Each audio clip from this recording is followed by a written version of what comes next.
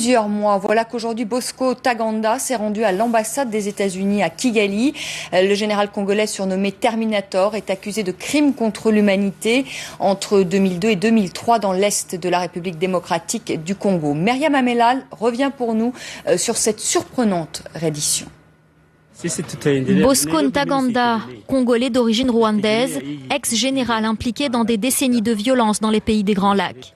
Réputé pour avoir la gâchette facile, surnommé le maréchal, Terminator, il s'est rendu à l'ambassade des États-Unis à Kigali et selon Washington, il l'a fait de son plein gré, sans y être contraint.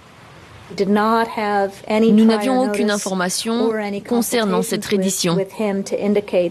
Il s'est simplement présenté à l'ambassade des États-Unis. 2 mandats d'arrêt ont été émis contre lui par la Cour pénale internationale, l'un en 2006 et l'autre en 2012. La CPI souhaite le faire juger pour crimes contre l'humanité. Il est accusé de meurtre, viol, pillage et enrôlement d'enfants soldats dans l'est de la République démocratique du Congo. Dans les rues de Kinshasa, cette reddition est un soulagement.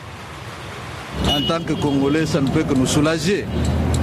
Qu'il soit arrêté au Rwanda ou par les États-Unis, cela nous importe peu. Une bonne nouvelle qui n'empêche pas les interrogations sur les raisons de cette reddition. Beaucoup de spécialistes l'attribuent à la guerre fratricide au sein du M23. Le mouvement rebelle actif dans le Nord Kivu a fait scission en février dernier et se livre un combat acharné.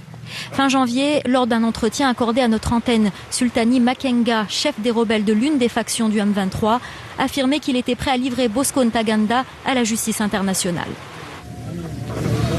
Je ne suis pas la police des coopérations internationales. Mais s'il vient ici, dans le secteur contrôlé par le M23, je dois l'arrêter. Ces derniers jours, les affrontements entre les deux factions se sont accélérés. Bosco Ntaganda aurait fui avec 600 de ses hommes au Rwanda voisin, où il aurait été finalement lâché par les autorités. C'est du moins ce que pense le Premier ministre congolais. Tout ce qu'on peut croire, c'est qu'aujourd'hui, Monsieur Ntaganda n'est pas en très très bonne intelligence avec les Rwandais, parce que comme vous le savez,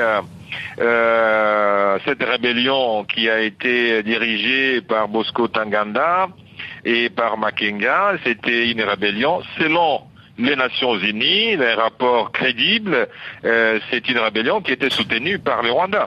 Finalement, Bosco Ntaganda avait le choix entre la mort ou la justice. Pour beaucoup d'observateurs, cette reddition n'aura pas nécessairement un impact sur le processus de paix en RDC, mais elle aura au moins le mérite d'envoyer un message fort à tous les chefs de guerre dans la région.